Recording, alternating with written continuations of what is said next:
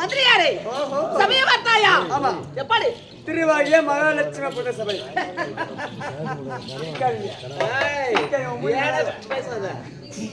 சபையை பார்த்தாயா? ஆமா. தெய்வம் போன்ற திருச்சபை. தேவர்கள் குடினால் தேவச்சபை. ராஜாதிராஜ ராஜர் குடினால் ராஜசபை. சபையை பார்த்தால் தில்லையிலே கூடிய கனக சபைக்கு ஒப்பாக அமர்ந்துள்ள சபை. யார் அமர்ந்திருக்கிறார்கள் சபையில? ஆமா. யார் அமர்ந்திருக்கிறார்கள்? பெரியோர் சிறியோர் குரு பெரியோர்களும் தாய் தந்தைமார்களும் மற்றமுள்ள சகோதர சகோதரிகளும் வருங்காலம் வருத்தப்படாத வாலிப இளச்சிங்கங்களும் வந்திருக்கிறது. எப்படி இருக்கிறது சபை? எப்படிங்க? திரண்ட மேலவர் சிறியவர் நாம் இங்க சேரினோம்.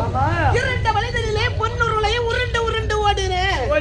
அந்த இரண்டு கல்லையும் பொன்னுரும் ஆக்கிய இருந்தது மரண்ட தன்மையும் மாற்றுவாராயனோ வளர்க்க. இதுல என்ன புரிஞ்சுச்சு உனக்கு? பச்சனை கேட்கணும்.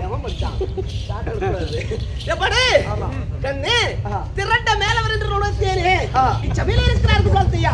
குரு பெரியவர்கள் இவர்கள் எல்லாம் திரண்ட மேலவர். திரண்ட மேலவர் என்றால் எப்படி? எப்படிங்க? கண்ணோட்டம் இடமெல்லாம் கடவுள் காப்பார் என்ற அகத்தியார் திருவாய் மலர்ந்தருடைய வண்ணம் இந்த இளம்புறத்து சொந்தமானவர் எவரோ? பூமிக்கு சொந்தம் சொல்ல முடியுமா? சொல்ல முடியாதுங்க. இந்த இளம்புறத்துக்கு சொந்தமானவர் எவரோ? இறப்புக்கும் பிறப்புக்கும் எட்டாதவர் எவரோ? மரமானவர் எவரோ? சட்டியானவர் எவரோ? கொடியானவர் எவரோ? நன்னூர் என்று சொல்லும்படியான 4 வேதம், 6 சாஸ்திரம், 18 புராணம், 51 அட்சரம், 64 இலக்கணம், 98 தத்துவம், 108 கீதை சகலமும் கற்றுணர்ந்த கனதர்வான்கள் அமர்ந்திருக்கிறார்களே இவர்களுக்கு பேரா திரண்ட மேலவர். திரண்ட மேலவர் நாமோ சிறியவர் வந்து விளையாடி கொண்டிருக்கிறோம். கண்ணே இரண்ட வழிதலிலே பொன்னுருளை உருண்டு உருண்டு ஓடினேன். இதுக்கு என்ன விளக்கம்? அதான் விளக்கம். எது? அதான் யுகம் என்பது 4. கிரேதா யுகம், திரேதா யுகம், துவாபர யுகம், கலியுகம். சொல்லும்படியான 4 யுகத்துல சாட்சாத் எம்பெருமான் என்ன நினைச்சாரா? நாராயணமூர்த்தி அதர்மத்தை அழிக்க வேண்டும், தர்மத்தை நிலைநாட்ட வேண்டும். அப்படி என்று முதல் கிரேதா யுகத்துல அதர்மம் செய்து கொண்டிருந்தானே இரணையன் இரணையாக்குதன் அன்னவரை சம்காரம் செய்தார். இரண்டாவது ஆகவே அதே பகவானாக அயோத்தி மாநகரை ஆளும்படியான தசரதர் சக்கரவர்த்திக்கு மைந்தனாக பிறந்தருளினாராம். ஸ்ரீ ராமச்சந்திரனாக. எதற்கு? ராவணாதிகளை ஒழிப்பதற்காக. அக்கிரம் பிடித்திருக்கிறார். அப்படி அயோத்தி மாநகரில் பிறந்தாரே. அப்போ அயோத்தியை ஆளும்படியான தசரதர் சக்கரவர்த்திக்கு 10 ரதம் உள்ளது. அந்த 10 ரதமும் தங்கத்தால் செய்யப்பட்ட ரதம். தங்கத்தால் செய்யப்பட்ட ரதம். இந்த சக்கரம் இருக்கிறத சக்கரமும் அந்த பொன்னாலே உருக்கப்பட்ட சக்கரம். தசரத சக்கரவர்த்தி அந்த தங்க ரதத்தில் ஏறி தினதோறுமாக நகர் ஊர்வலம் வருவாராம். நகர் ஊர்வலம் வருவாராம். நகர் ஊர்வலம் வருகின்ற போது இந்த ரதம் இருக்கிறது எந்த வழியாக போகும்? ரோட்ல ரோட்ல போவோம். இந்த தெருவு இருக்கிறது, தெருவில் இரண்டு போற கல் இருக்கிறது. இந்த இரண்டு கல் மீது அந்த தங்க சக்கரம் தினதோறும் உறைந்து உறைந்து உறைந்து உறைந்து போகும். அப்படி போகின்ற நேரத்துல இந்த இரண்டு போற கல் இருக்குது பார்த்தாயா, இந்த இரண்டு கல்லாகப்பட்டதும் தங்கமாக மாறிவிட்டதா? தங்கமாக மாறிவிட்டதா? வந்திருக்கிறார்களே என் மாதா, என் பிதா, என் குரு, ஆலயத்தில் ஒரு தெய்வம் சொல்லும்படியான 4 வண்ணத்தார்களும் தங்கத்துக்கு சரிசமமாக மனது வைத்து வந்திருக்கிறாங்க. அல்லவா? நம்ம வந்து விளையாடுறோம். எப்படி விளையாடுறோம்? எப்படி? தெருவில் இருக்கும்படியான 2 கல்லுக்கு சமமாக விளையாடி கொண்டிருக்கின்றோம். இன்று இரவு விடுவது வரைக்கும் இந்த தங்கம் மனசு கூட நம்ம பேசி பேசி பேசி பழகி பழகி பழகி எங்க இரண்டு போன மனமாகப்பட்டதும் தங்கமாக மாற வேண்டும். 2 கல்லையும் பொன்னிறம் ஆக்கிய விளக்கம் புரிஞ்சதா? மரண்ட தன்மை என்று உரைத்தேனே கண்ணே. உலகத்துல குற்றம் செய்யாதவன் ஒருவர் கிடையாது கண்ணே, செய்யாதவர்கள் கிடையாது. எக்குற்றம் இருந்த போதிலும், ஆடக்கூடிய ஆட்டத்திலே பிழை இருந்த போதிலும், பாடக்கூடிய பாட்டிலே பிழை இருந்தாலும், பேச்சக்கூடிய வார்த்தையிலே பிழை இருந்தாலும், பேசுகள் தோறும் வாசிகள் வரலாம் இருந்தாலும், எக்குற்றம் இருந்த போதிலும் நான் மறந்த தன்மையும் மாற்றுவாராயன வளர்க்க விளக்கம் புரிந்தானா?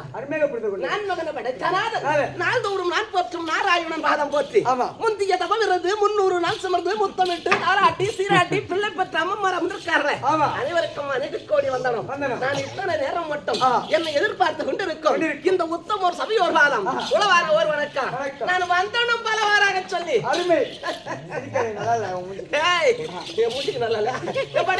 நான் வந்தனும் பலவாறாக சொல்லி நான் வந்தேனே சபையராடி என்னுடைய விளக்கம் தெரியுமா? சொல்லுங்க.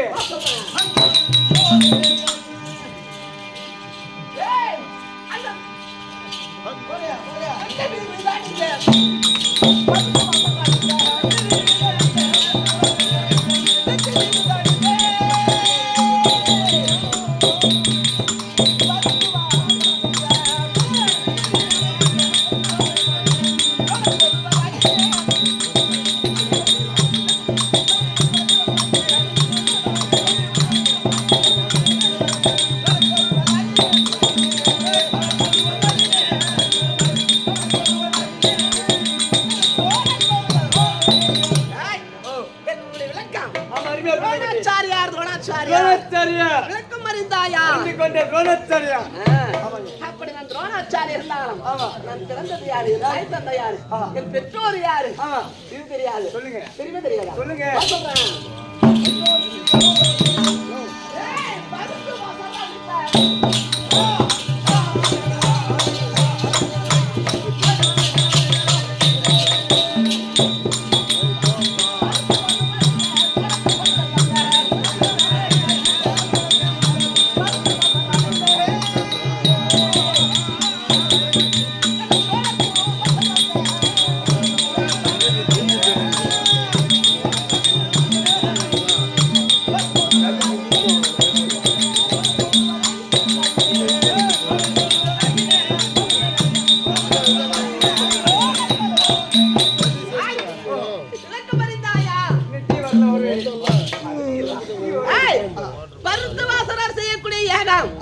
அந்த ஏகமாகப்பட்டது துரோணர் கும்பம் கும்பத்தில் உட்பணமாகிய என்னுடைய ஹீரோ துரோணாச்சாரியா. அப்படி துரோணாச்சாரியா இருந்த போதிலும் நான் எங்க இருக்கிறேன்? எங்க இருக்கிறேன் தெரியாது. அஸ்தினாபுரத்தில் இருக்கிறேன். அஸ்தினாபுரத்தில் இருக்கீங்க? அஸ்தினாபுரத்தில் ஏன் இருக்கிறேன்? கௌரவாதிகள் 100 பேர்கள், 100 பேருக்கு திருவிராட்சர் மக்கள் 100 பேர்கள், பண்டு மக்கள் 5 ராஜாக்கள், 105 பிள்ளைக்கும் நான் ஆசிரியர் இருக்கிறேன். தம்பி வாதியாரு ஆசிரியார் இருந்த போதிலும் நான் சபைக்கு வந்திருக்கிறேன்.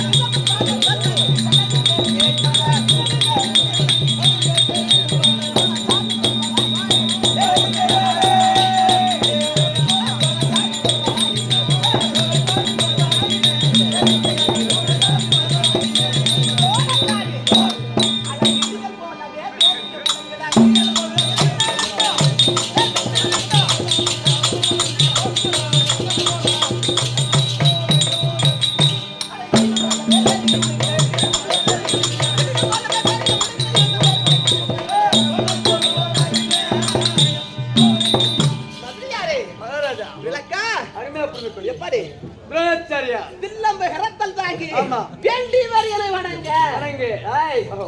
நான் துரோணாச்சாரியாராந்தேன் ஆமா, இது மட்டுமா ஆஹா. இன்னும் எப்படி எப்படி? நான் சொல்றேன்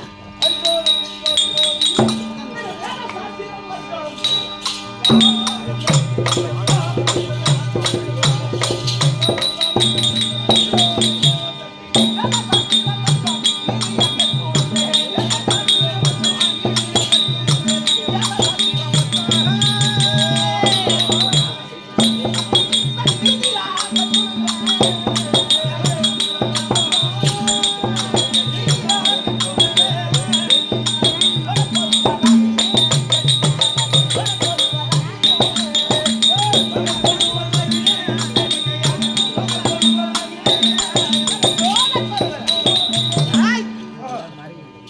தத்துவமத்த வேத சாஸ்திரம் ஆமாங்க. அப்படின்னா ஆஹா. சகலகல வேத புராணமும் ஆஹா. வில்லையேற்றம் குதிரையேற்றம் யானையேற்றம் அத்தனை கலையும் ஆமா. சிக்கர கற்றுணர்ந்தவே ஓஹோ. இதெல்லாம் இவங்க யார கத்துக்கிறாங்க யாருங்க? அக்னி கோத்திர முனிவரிடத்துல நான் பயிற்சி பெற்றேன் என்ன கோத்திரம்? ஏய் என்ன கோத்திரம்? சாட்ட எடுக்க மாட்டாங்க பையன்லாம் யாருங்க? பேசுறேன் எப்படி ஆமா. அக்னி கோத்திர முனிவரிடத்துல நான் பையனுக்கு ஆசிரியாரு ஆமா. நான் 105 பிள்ளைக்கு ஆசிரியாரு ஓஹோ. ஏய், அதுவும் போக ஆ. பாஞ்சாலபுரியில ஒரு நாள் ஆஹா. பாஞ்சால ராஜன் செய்த அவமானத்தால் ஆமா. 8 நாள்ல ஆஹா. பரசுராமரிடத்துல சென்று மிக்க சகல கலையும் கற்று கற்று. எனக்கு 2 பேரு குரு நாம யாரு? ஆ. பரசுராம் ஒண்ணு. அக்னி கோத்திர முனிவர் முதல்ல இரண்டாவது பரசுராமர் ஆமா. டேய் அப்படி இருந்த போதிலும் நான் வருகின்ற போது ஆ. எங்க இருக்கிறேன்ப்பா அஸ்தினாபுரி. அஸ்தினாபுரியில் இருக்கின்றேன் ஆமா. அஸ்தினாபுரியில் இருந்த போதிலும் நான் வீதி வழியாக வருகின்ற நேரத்துல நான் எப்படி வருவேன் எப்படி? அந்த சன்னதி பூர்வ சுருட்டை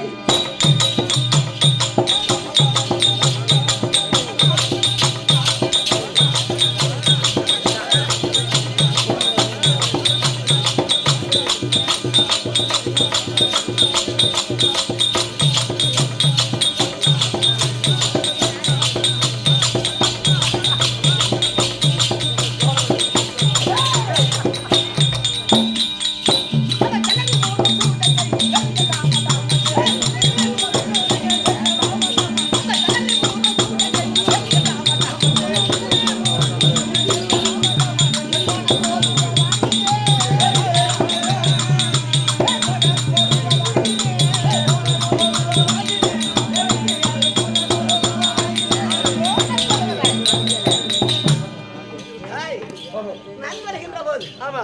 32 மேல வாத்திக்கும் ஆஹா. தாம் தாம் தாம் தாம் இது மட்டும் கிடையாது அப்படி வருகின்ற நேரத்துல ஆஹா. துரியோதனாதி ஏற்பட்டவன் ஆமா. டேய் இன்னைக்கு துரியோதனன் இருக்கிறனா ஆமா. துரியோதனனுக்கும் ராஜாக்களுக்கும் போர்கள் சண்டை சண்டை அது ஏற்படுத்து ஆமா. சண்டை அது ஏற்பட்டு ஆமா. டேய் ஓஹோ. நேற்றோட ஆமா. எத்தனை நாள் முடிஞ்சு தெரியுமா 12 12 நாள் முடிந்து விட்டது முடிந்து விட்டது. இன்னைக்கு விடுத்த 13வது நாள் நடக்க போகிறது ஆமா. ஆனா நேற்றைய தினத்துல 10ஆம் நாள் சண்டையிலே ஆமா. பீட்மாச்சாரியாகப்பட்டவர் இறந்து விட்டார் ஆமா. இறந்த உடனே எனக்கு சேனாதி பட்டம் கொடுத்தாங்க கொடுத்தா. 11ஆம் நாள் ஆமா. ஏன் சேனாதி பட்டாங்க ஏன் எதுக்கு? தர்மரை போய் பிடித்து வர வேண்டாம் ஆஹா. அப்படி என்று சேனாதி பட்டம் கொடுத்து விட்டார்கள் சரிதான். ஆனா ஆஹா. கொடுத்த உடனே ஆமா. 12ஆம் நாளில ஆஹா. நேற்றைய தினத்துல என்ன நடந்தது என்ன நடந்தது? நான் சொல்றேன். அந்த 12ஆம் நாள் போய்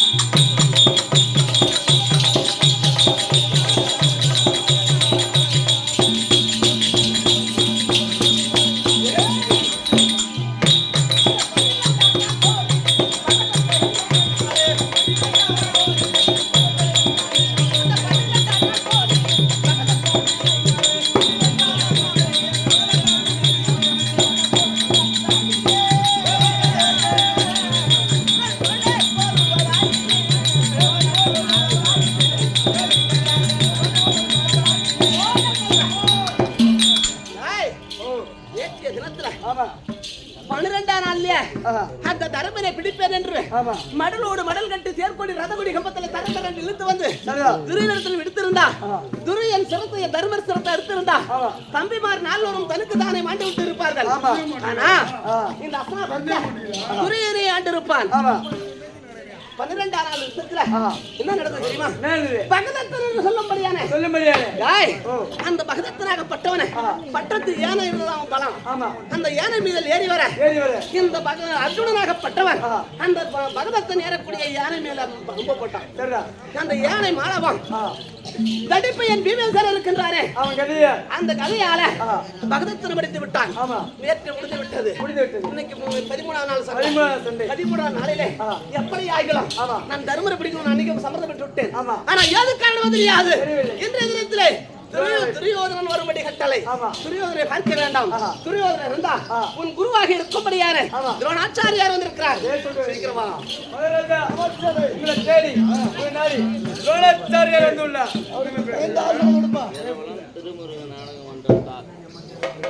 திருமுருகன் சிவேஜியம் நாட்டுக்கு நாடு மகாகணம் பொருந்திய எரவளம் என்கிற கிராமம். எரவளம் என்று சொல்லும்படியான மாநகரில் இருக்கும்படியான திருமுருகன் நாடக மன்றம். திருமுருகன் நாடக மன்றம் அன்னொரு வேற நடேசங்கிற உயிர் திருவாளர் வில்லுக்கு விஜயன் சொல்ல கரிச்சென்றது ஆனத்துல கர்ம தயார குணப்படுத்தவர் அப்படின்னு சொல்லப்பட நடேசன் அவர் காஞ்சாட கொடுத்திருக்கிறார். வாழ்க வாழ்க வல்லாட்டு வாழ்க. மக்கள் சம்பத்து மன சம்பத்து பிள்ளைமார் சம்பத்து வேலைமார் சம்பத்து உண்டாகி 1 கோடி ஒரு சுகமே இருக்கணும் ஆண்டவரை வேண்டி பிரார்த்தனை செய்து கொள்கிறேன். அதிகம் காசு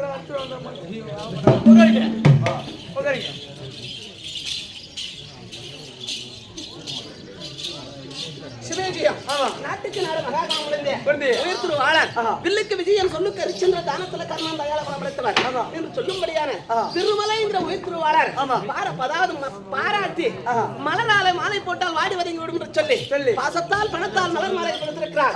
வாழ்க வாழ்க வல்லாண்டு வாழ்க. இன்னும் மற்றிலும் தொட்டிலே வழியாக சமத்திரமா குன்றெடுத்தால குபேர சம்பத்து ஒன்றாகி மலைப்போல் வந்த துன்பம் மலைப்போல் நீங்கி 1 கோடி ஒரு சுகம் இருக்கணும் அம்மனை வேண்டி பிரார்த்தனை செய்து கொள்கிறோம்.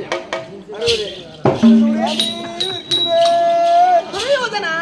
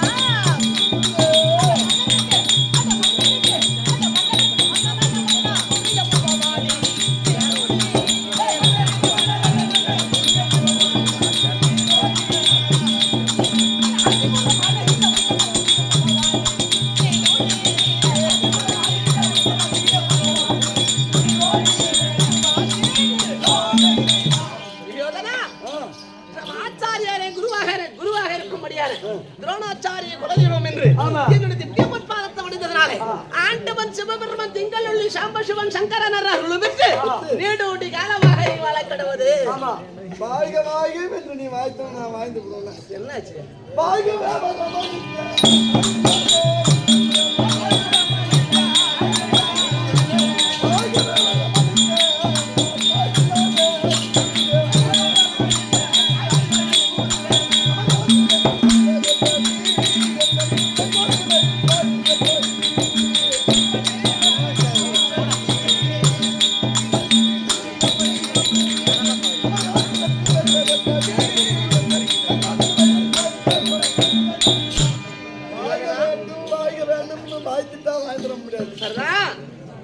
அதாவது நான் உங்களிடம் என்ன கட்டளை இட்டேன்? என்ன விட்டுங்க?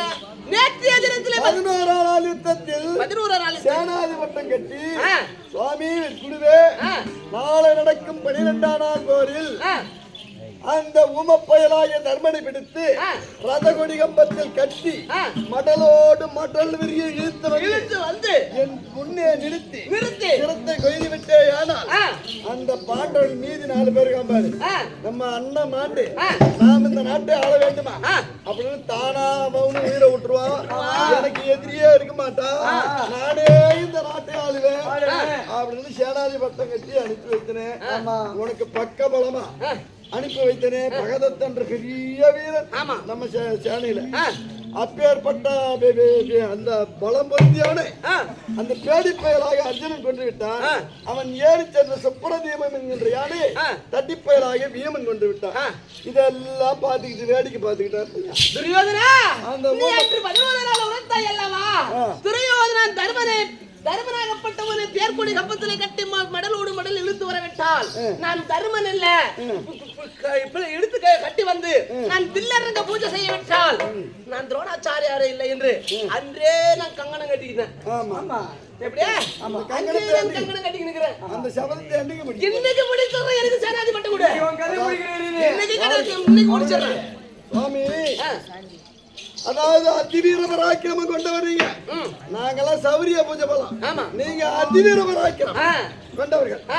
அதாவது போர்முகத்தில் நின்று வில்லெடுத்து அமராடினால் இந்திரன் முதலிய தேவர்களே கண்டு அஞ்சுவார்கள் கிடையாது. அப்பேற்பட்ட நீங்கள் 2 நாளா தர்மனை பிடிக்கிறேன் என்று என் மீது ஏதாவது கபடம் வைத்து பாண்டவர் மீது பச்சம் வைத்து ஏதாவது சூச்சமா செய்கிறார்கள் கிடையாது.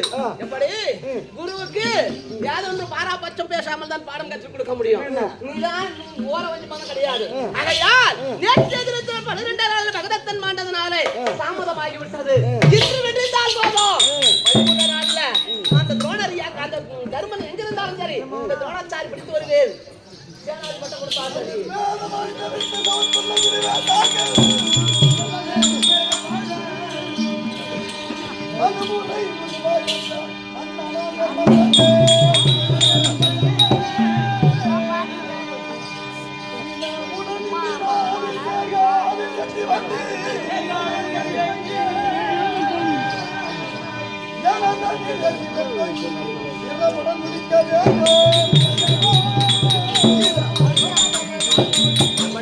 இந்த 11ஆம் நாள் யுத்தத்தில் நீ என்ன பண்ணுவியோ ஏது பண்ணுவியோ எனக்கு தெரியாது.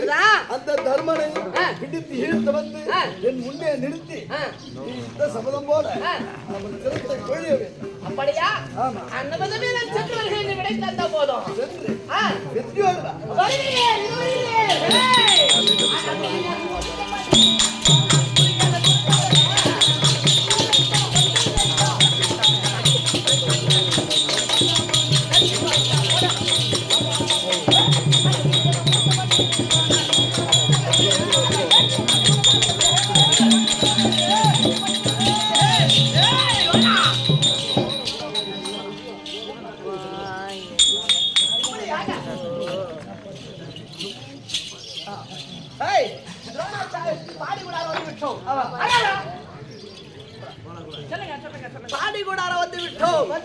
அந்த தர்மன் எங்க இருக்கிறான்? தர்மன் எங்க இருக்கிறான்? உள்ளதான் இருப்பான். நான் கூப்பிட்டு பார்க்குவான். தம்பிமார் இருக்கும்படியான 4 பேரும் பீமன், அர்ஜுனன், நகுல, சகாதேவன் 4 புறத்துல இருக்கிறாங்க. ஆனா கூப்பிட்டு பார்க்கலாம். என்ன சொல்றாங்களா பார்க்கலாம். தர்மா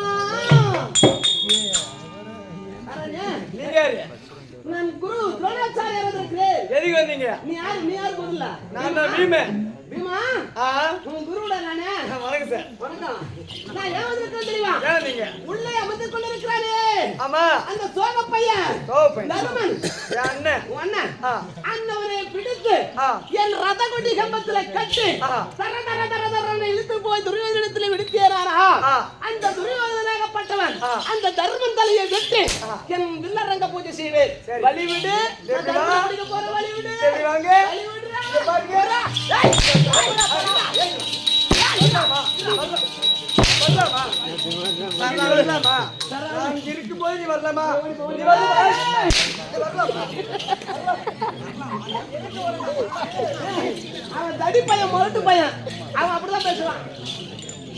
டேய் தர்மா டேய் யார் நீ அர்ஜுனா யாராண்டா? ஏய் அர்ஜுனா யாராவா? நான் உன் குரு யாராவா?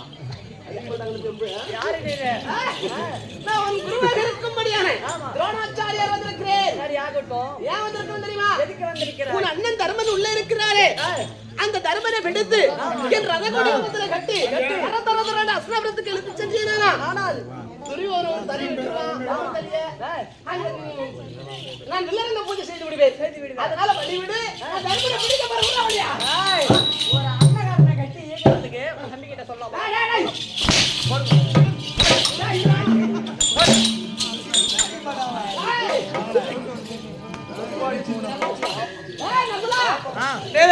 நான் தர்மனை பிடிக்க வேண்டாம். நான் துரோணாச்சாரியார் வந்திருக்கிறேன். துரோணாச்சாரி போடா வெளியே. ஏய் நான் இங்க இருக்கும்போது நாங்க 4 பேர் இங்க இருக்கும்போது எங்க அண்ணனை எவனாலும் பிடிக்க முடியாது. சகாதேவா நாதா சகாதேவன் சைக்கிள் போய் மேல சகாதேவன் இரு. நான் தர்மனை பிடிக்க போறேன். வழிவிடு வழி விட முடியாது. ஏய் போடா போடா போடா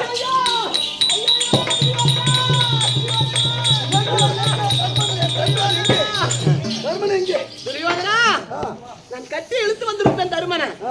அவன் தம்பிமார் இருக்கிறார்களே பீமன் அர்ஜுனன் நகுல சகாதேவன் தர்மனை சண்டல்ல வைத்து தம்பிமார் 4 தூணு எப்படி இருக்குமோ அத்தூணை போல் நிற்கிறாங்க பட சொல்லுது நிற்கிறார்கள்.